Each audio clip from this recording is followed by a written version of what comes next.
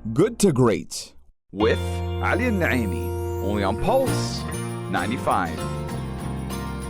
Good to Great with Ali Al-Naimi. You might think you know a lot about your country. Well, because you love it and you lived in it, so you know where to go, where to have fun, where to shop, and which is the nearest park next to your house that you can enjoy. However, there's yet lots and lots to discover in the UAE when it comes to culture, history, places and destinations. And to know all of that, we need one great tour guide who worked very hard to provide all the information on cultural, historical and contemporary heritage in the UAE. Do not change the radio station and keep it here with us on Pulse 95. We are hosting a very smart tour guide who will tell us many interesting information about the UAE right here on Good to Great. Thank you for accepting the interview, Mr. Abdulrahman, and I'm really happy to have you on Good to Great. You actually came all the way from Abu Dhabi to Sharjah for the interview, so I thank you so much for that.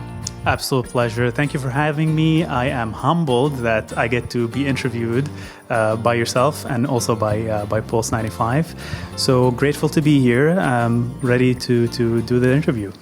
Thank you so much, Mr. Abdulrahman. All right, so let me start asking you with a question that I always start asking all of my interviewees and the people I host. Give us an introduction about yourself. You know, I really thought about this question, and I think the basis of who I am, I'm just a curious person. I like to try new things, learn new things, and always keep motivating myself in that way, keep sort of gaining more knowledge and understanding the world around me. But beyond that, and for people to know what I do exactly, I'm an engineer for a day job. I do that 9 to 5. And beyond that, I tour guide as well as do social media.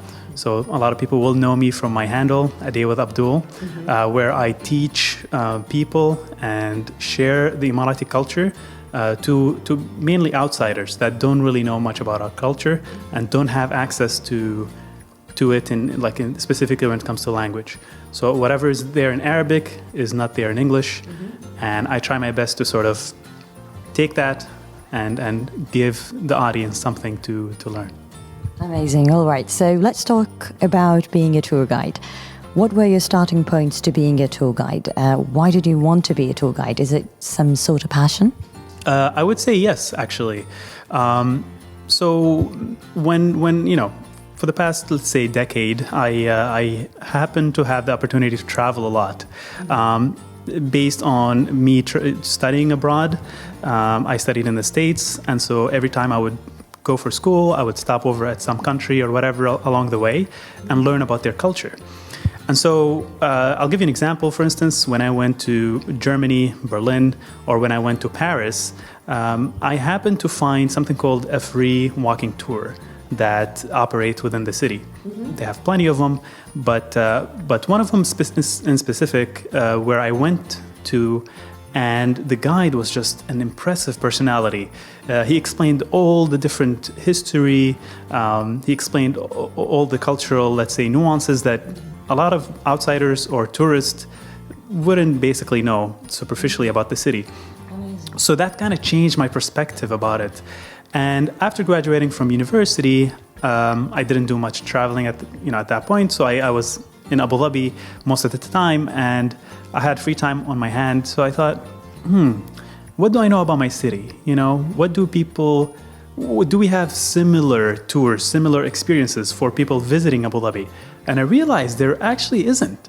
Most people coming to Abu Dhabi are mainly coming to learn about superficial things, our shiny buildings or our beautiful coast or something like that, which is great. And it's or Ferrari World, yeah, or Yas Water World, whatever, which is great on its own.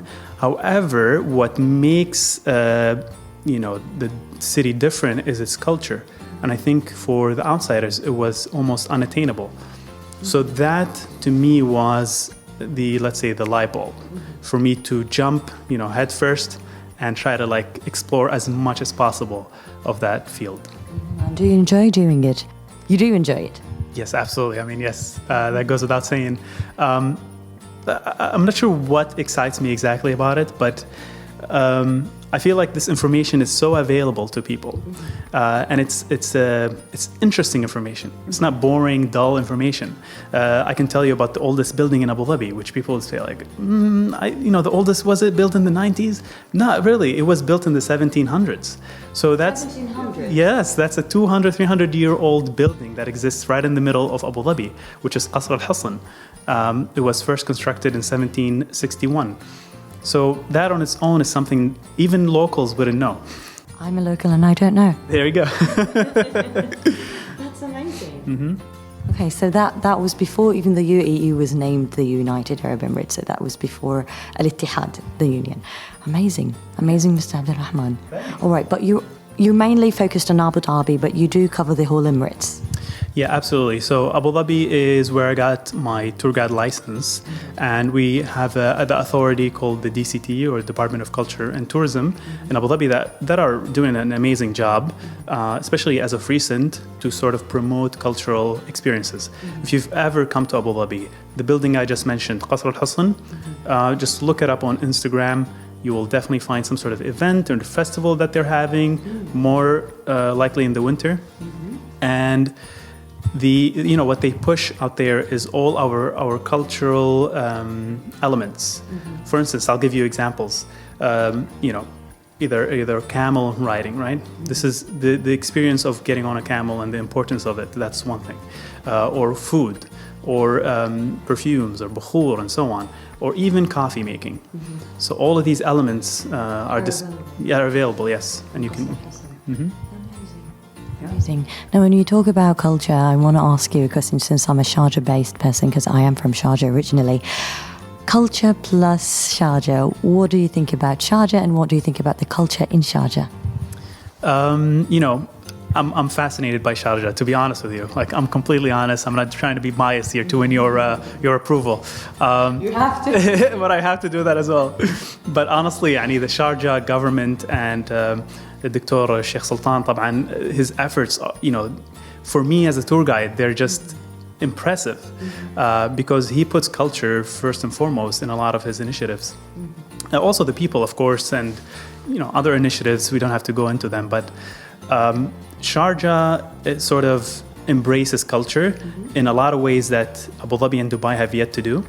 For instance, you guys promote education, in a lot of ways. Yes, true.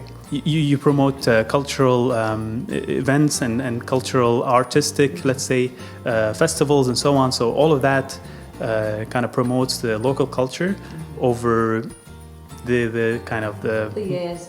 Yeah. All right. So in terms of being a tour guide, you told me that you focus on the non-local people, or the tourists who come here. But have you ever thought that I might focus also on the locals? Because what you just told me was something new to me as a local. I didn't know that the Qasr al-Hassan is actually what was constructed in the 1700s. That's brand new to me. That's a new piece of information. So, do you always also focus on locals as well? I think my platform. I try to focus my way of speaking and displaying the information, and usually it's in English. So locals will find that maybe harder to attain, which I understand. But a lot of locals that do follow my journey, I would call it my journey, and they are English speakers, or they can read in English. They do get this information. So whenever we have a discussion, for instance, I do a lot of discussions on my Instagram story. Some of them are controversial, but it is what it is. So whenever I talk about a subject, and sometimes I'm blindsided, or I haven't really thought about a certain subject, one of my local Emirati followers will write in and say, hey, actually you missed this point, so please share with your audience that XYZ is important as well. That's amazing. Thank you so much, Mr. Abdulrahman. We will be back with Mr. Abdulrahman after a quick break to let him tell us more information about being a tour guide and more interesting stories right here on Good to Great. All right, so Mr. Abdulrahman, talk to us about the most successful project, or the most memorable activity that you've done as a tour guide. Honestly, I would say the most activity that I'm proud of is probably creating an online series where I made the information available to a bigger number of people. when I do my tours, I usually do right around 5 to 10 people, where I take them personally, and we get a very personal interaction for an hour or two. But for me to kind of create online content, specifically on Instagram, and people interact with it, they share it with their friends, maybe they share it with their family or father just to verify, is that true? Does this happen back in the day? It's just fascinating to me, and it kind of motivates me to share more, you know? That's amazing. Now, Mr. Abdulrahman, while we were on the break, you told me something interesting about Sharjah.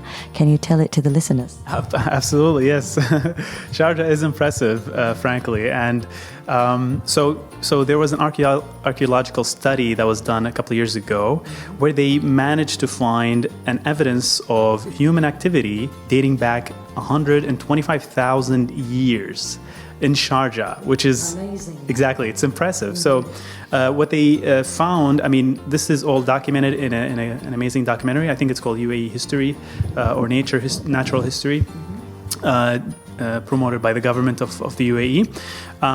But the video or the description shows a spearhead that was found deep in the underground, and that spearhead was preserved because of all the pressure of the sand or whatever, and they carbon dated it, and they realized it's that old, 125,000 years. Yeah. Simply amazing. And when you get the feel that there were people living on the grounds that you are living at now or on now, it's just something really weird and amazing. I don't know. So that's Sharjah, but also we have history in Fujairah, Dubai, Ajman, for instance. The actual palace or the fort of the leaders has a lot of history that shows historic artifacts. In Abu Dhabi specifically, we have something called Sair Benias Island, and in Sair Benias Island they actually found a Christian monastery. Yes, that is quite impressive. Really? I think they dated it back 1,000 some years. You have to double check that if you don't mind. But that artifact that they found, which proved that it was a Christian monastery, is now displayed at the Louvre Abu Dhabi. Whenever you go to the Louvre Abu Dhabi on your next visit, or any of your listeners, go to the religion section and ask for the Sair Benias Island artifact. And it's displayed right there with Christian crosses and so on. So yeah. Simply amazing. All right, so as a tour guide, Mr. Abdulrahman, I'm sure you faced some challenges, or probably maybe the process of learning to be a tour guide and the information that you've collected so far. What were the challenges? We would go through challenges in life in general, and I think personally as a tour guide it's difficult to sort of attract attention, promote your product to people purchasing your tours or whatever. So I would say the biggest challenge was to believe in myself and that I can display the information to where people would appreciate it and consume it in a nicer way, and then take that information and share it with their friends and so on. So the challenge, I would say, was within me. It's more of a mental challenge, believing in my abilities, and believing that I could be at a level where people appreciate what I do, How did you overcome that? That's quite interesting, because most of the challenge comes within ourselves. That's true, because I kind of agree, because I kind of struggle with the same thing. So how do you think we can overcome us? Yeah, okay, I'm no philosopher or psychologist or whatever, but from my perspective, and what I did is prove to yourself day by day that you can do one simple task. In the beginning of my journey, I didn't tell anybody about what I was doing. My challenge was at that point to produce a video every day for 100 days, right? I thought, okay, that was a simple challenge. At that point, I had just turned, was it 27? I don't know, but it was my birthday. And I said, you know what? For my birthday, instead of asking for a birthday gathering or whatever to celebrate, I would instead do a challenge. And I took that upon myself to produce one video. And so up to the point of producing the 15th video, I think I had probably told one or two of my friends max. I just told them, hey, listen, this is what I'm doing. Check it out and give me your feedback. But then by the 20th or 30th video, I started telling my family and my friends, I'm like, hey, this is something that I'm building. If you don't mind promoting it, share it with your friends. If you find it, fun or something that is that will give you some information. So at one point, throughout the journey, I forgot my fears or my challenges, and I started to trust in myself that I can produce that, and my ability that and so at some point along the journey, the 50th, 60th video, I kind of gained confidence enough to believe in myself. So you always learn. I mean, it just takes time to build up the confidence. That's what you're referring to, correct? Absolutely. Because I'm still not confident. I've been working for so many years. I just had to tell you this anyhow.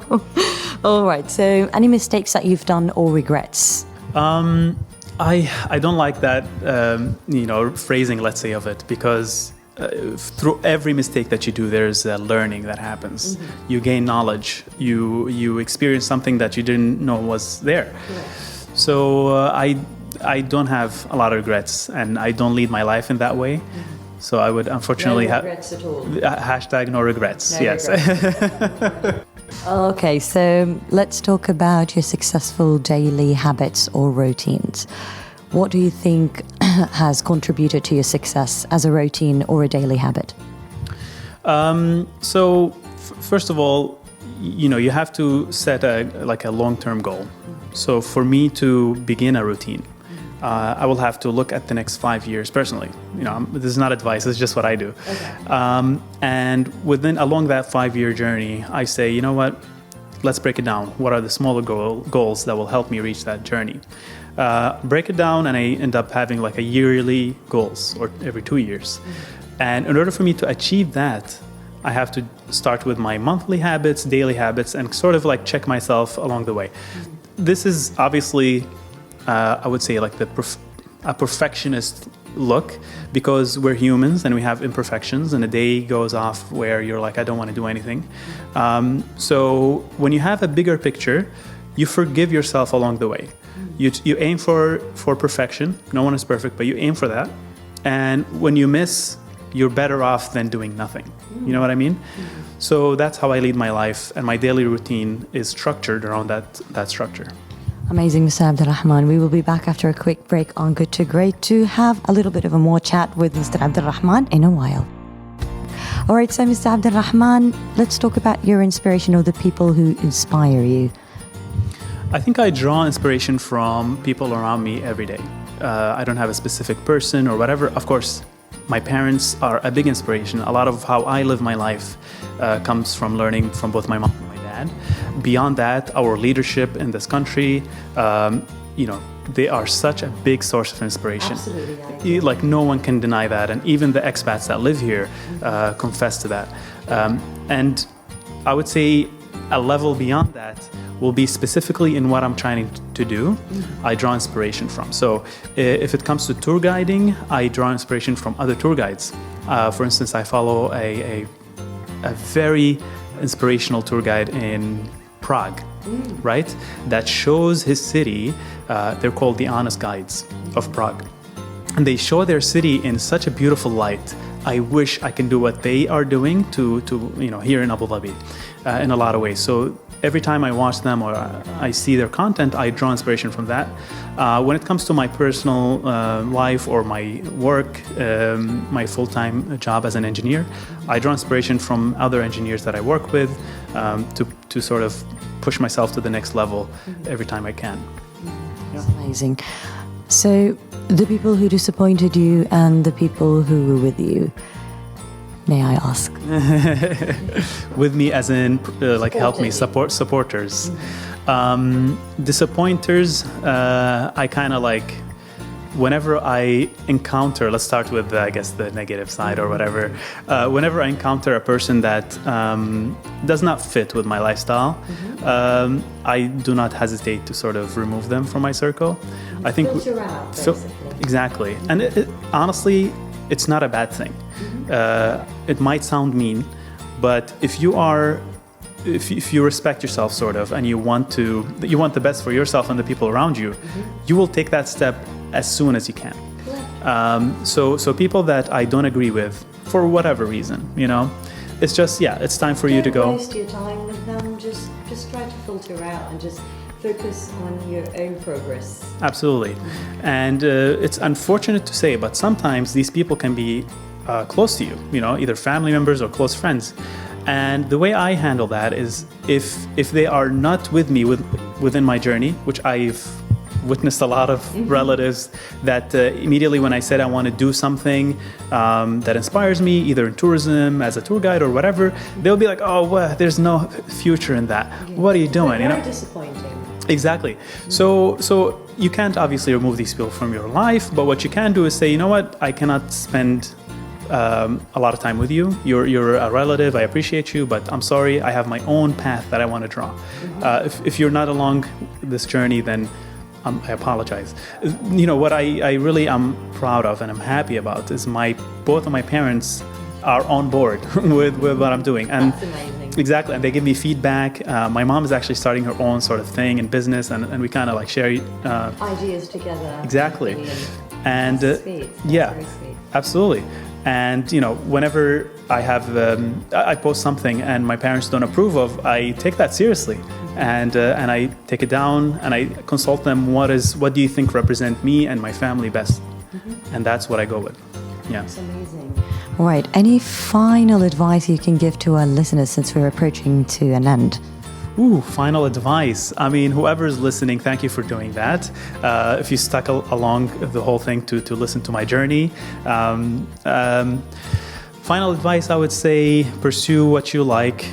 Even if you have a full-time job, which I do, try to work past working hours on that specific passion, you know? And whatever, you know, whenever we look at a goal, for instance, I don't know, I want to pick up the piano, right? You can never be a master in a day or two. You'll be a master of that instrument or game or sport, whatever, you know, in the long run.